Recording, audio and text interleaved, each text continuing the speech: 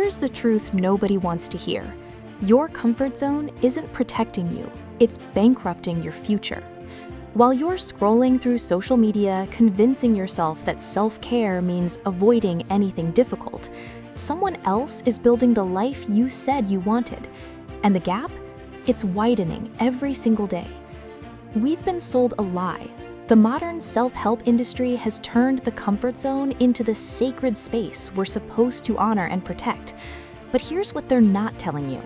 Every single goal you've set for yourself, every dream you've written down, every version of yourself you want to become, it all exists outside that zone. In the next 15 minutes, I'm going to show you exactly why your comfort zone is the most expensive place you'll ever live. We'll look at real data from the US, UK, and Germany. We'll examine what separates high performers from everyone else. And most importantly, I'll give you a framework that Fortune 500 companies use to push past limitations, a framework you can apply starting today. This isn't about toxic productivity. This is about understanding the actual economics of personal growth. Let's begin. The real cost of staying comfortable. Let's talk numbers, because numbers don't lie. In 2023, researchers at the University of Toronto studied career trajectories across 10,000 professionals in Canada and the United States. They found something striking. People who reported high comfort in their roles for more than 3 consecutive years experienced an average income plateau of 41% below their industry potential. 41%. That's not just a statistic. If you're making $60,000 and your industry potential is $100,000, you're leaving $40,000 on the table every single year. Over a decade, that's $400,000. That's a house. That's your kid's college fund. That's early retirement. But it gets worse. The same study found that professionals who stayed in comfort zones for 5 or more years required an average of 2.3 times longer to reach senior positions compared to peers who regularly took on challenging roles. We're not talking about working harder, we're talking about working braver. The compound effect of small comfort decisions. Here's where this gets interesting from a business perspective.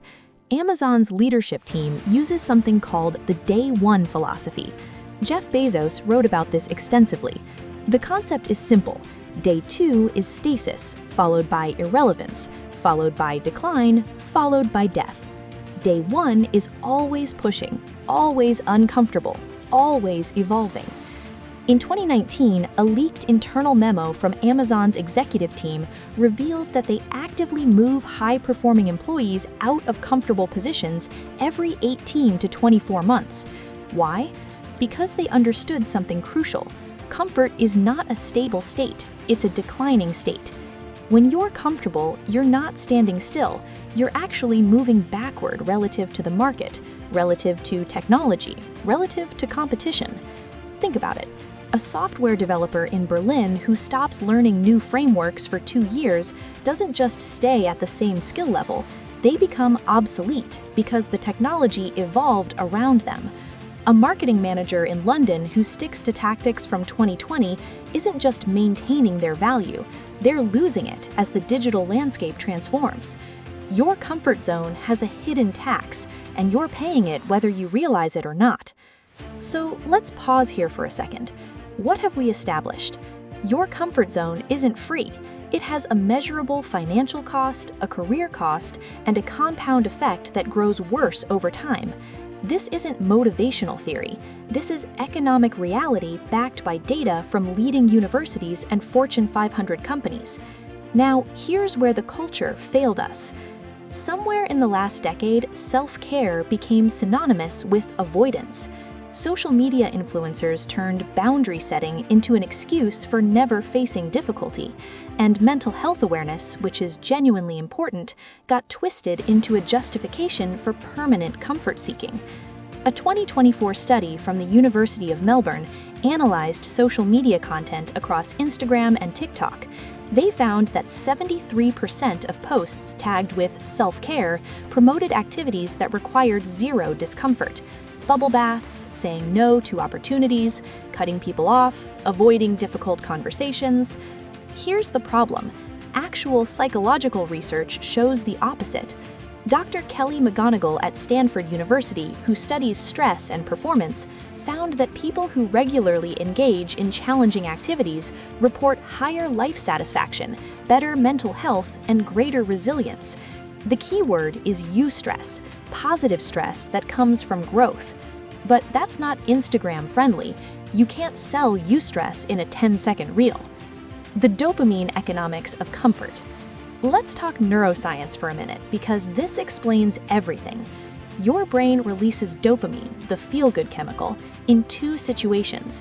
First, when you receive an immediate reward, scrolling social media, eating comfort food, binge-watching Netflix.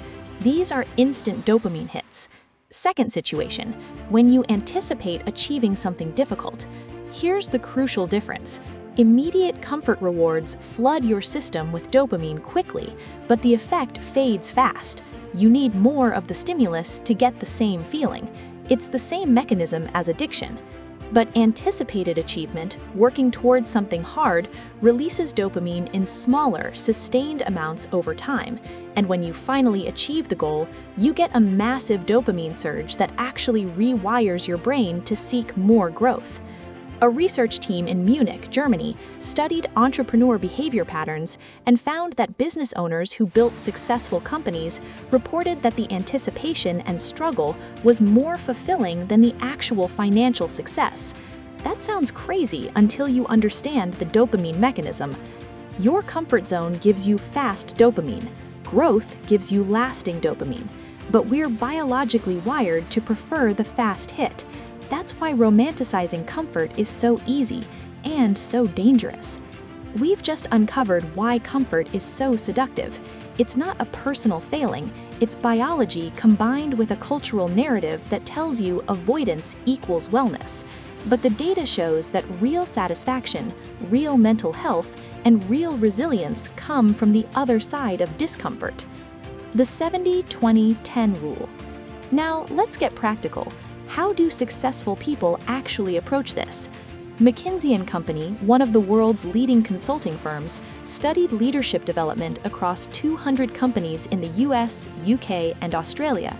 They found that high performers naturally follow what they called the 70-20-10 rule. 70% of their time is spent in competence, doing things they're already good at. 20% is spent in stretch, activities just beyond their current ability. 10% is spent in pure learning, completely new domains where they're beginners. Notice something? Only 70% is comfortable. 30% is designed discomfort. Compare that to the average person, who spends 95% of their time in competence and maybe 5% in stretch, almost zero in pure learning. That 25 percentage point difference, that's the gap between ordinary and extraordinary, and it compounds.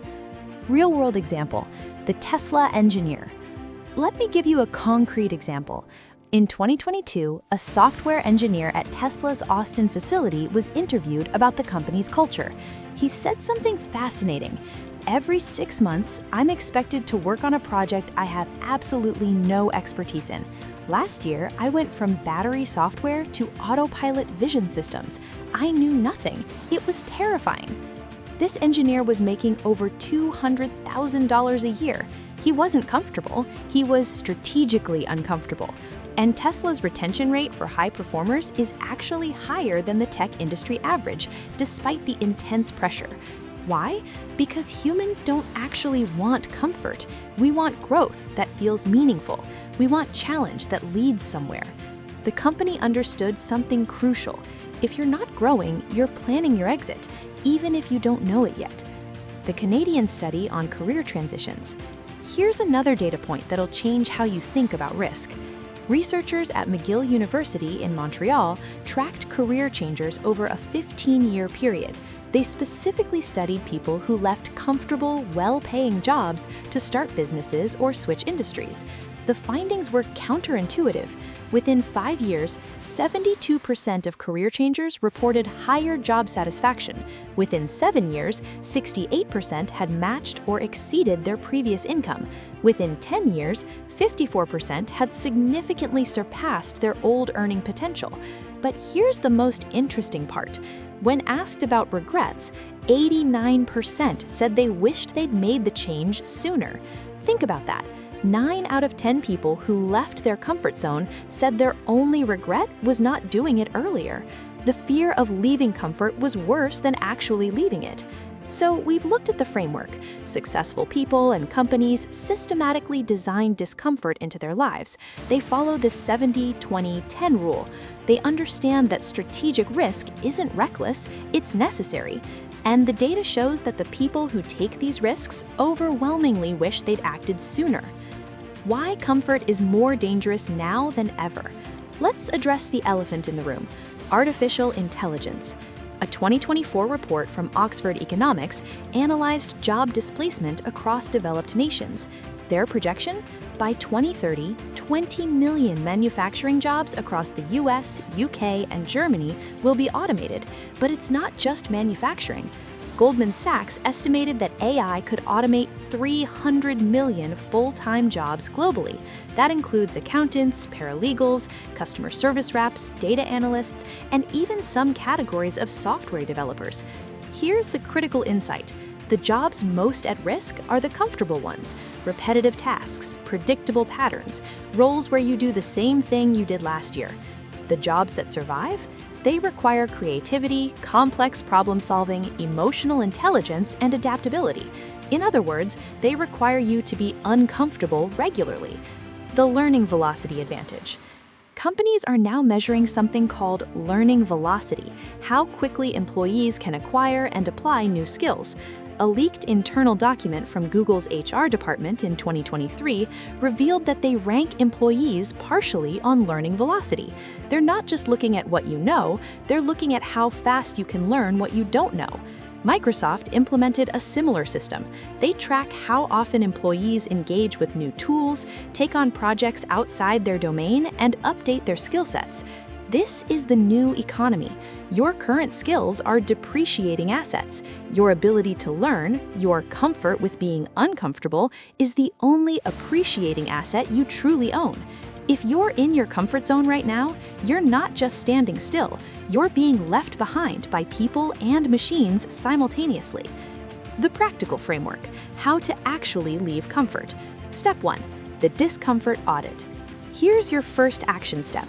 Take out a piece of paper, draw 3 columns. Column 1, things I did this month that made me uncomfortable. Column 2, things I avoided because they felt hard. Column 3, things I want to achieve in the next year. Now look at the relationship between those columns. If column 1 is nearly empty and column 3 is full of big goals, you've just identified your problem. The University of Pennsylvania's Wharton School teaches MBA students to run this audit quarterly. They call it the growth gap analysis. The goal isn't to feel bad, it's to make the invisible visible. Step 2. The minimum viable discomfort principle. You don't have to quit your job tomorrow. You don't have to make massive life changes. Start with what venture capitalists call the minimum viable product approach, but apply it to personal growth. What's the smallest uncomfortable action you can take this week that moves you toward your goals? Not the biggest, the smallest. Want to start a business? Don't quit your job. Spend 3 hours this weekend researching your market. Want to change careers? Don't submit your resignation. Take one online course or reach out to one person in that industry. A study from the London School of Economics found that small, consistent discomfort beats big, sporadic discomfort by a factor of 3 to 1 in terms of sustainable behavior change. Step 3. The accountability architecture. Here's what separates people who actually change from people who just think about it: external accountability. Research from the American Society of Training and Development found that you have a 65% chance of completing a goal if you commit to someone.